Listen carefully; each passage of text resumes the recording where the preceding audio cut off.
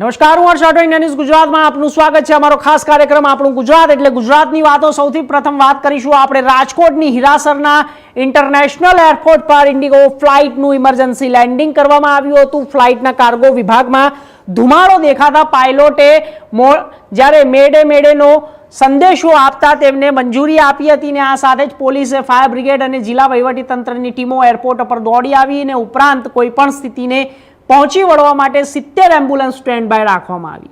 રાજકોટ જિલ્લા કલેક્ટરે જણાવ્યું કે મુખ્યમંત્રી ભૂપેન્દ્ર પટેલે સમગ્ર ઘટનાની માહિતી મેળવી ફ્લાઇટમાં સવાર 187 મુસાફરો અને 7 ક્રૂ સભ્યો સહિત કુલ 194 લોકોને સુરક્ષિત રીતે બહાર કાઢવામાં આવ્યા હતા અને ઘટનામાં કોઈની જાનહાનિ થઈ નથી.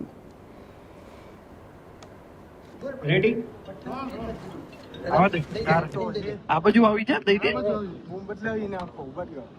मैं बोलता सर શું આજે દુબઈ થી મુંબઈ જતી ઇન્ડિગોની ફ્લાઇટ જે છે, આમાં પાયલટને જે આનું લગેજ એરિયા છે ત્યાં સ્મોક ધુવાની શિકાયત જણાતા અને એના સીસીટીવી વાના જે પણ કેમેરા છે આમાં જો એવું લાગ્યું છે કે ત્યાં સ્મોક છે, આને માટે રાજકોટ ઇન્ટરનેશનલ એરપોર્ટ ઉપર ફ્લાઇટની ઇમરજન્સી લેન્ડિંગ કરવામાં આવી છે.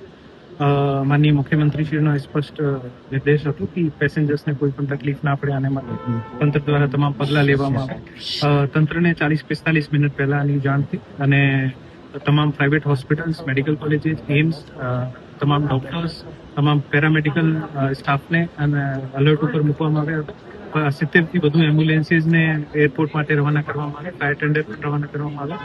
ફ્લાઇટ અહીંયા સદનસીબે લેન્ડ થઈ છે અને ફ્લાઇટમાં અત્યારે વિઝિબલી કોઈ પણ ફાયરનો બનાવ બન્યો હોય એ જણાતું નથી. ફ્લાઇટનો અંડર એક્ઝામિનેશન છે, અત્યારે ચેકઅપ થઈ રહ્યું છે અને પેસેન્જર્સને તમામને અરાઇવલ એરિયામાં જે છે આને રેસ્ટ કરાવી રહ્યા છે, અત્યારે રિફ્રેશમેન્ટ વગેરે આપી રહ્યા છે. ઇન્ડિગોના ઓથોરિટીઝના જણાવ્યા મુજબ લગભગ 7 વાગે જે છે ઇન્ડિગોનું બીજું પ્લેન અહીંયા મુંબઈથી આવે છે અને પછી આ પેસેન્જર્સને લઈ જશે.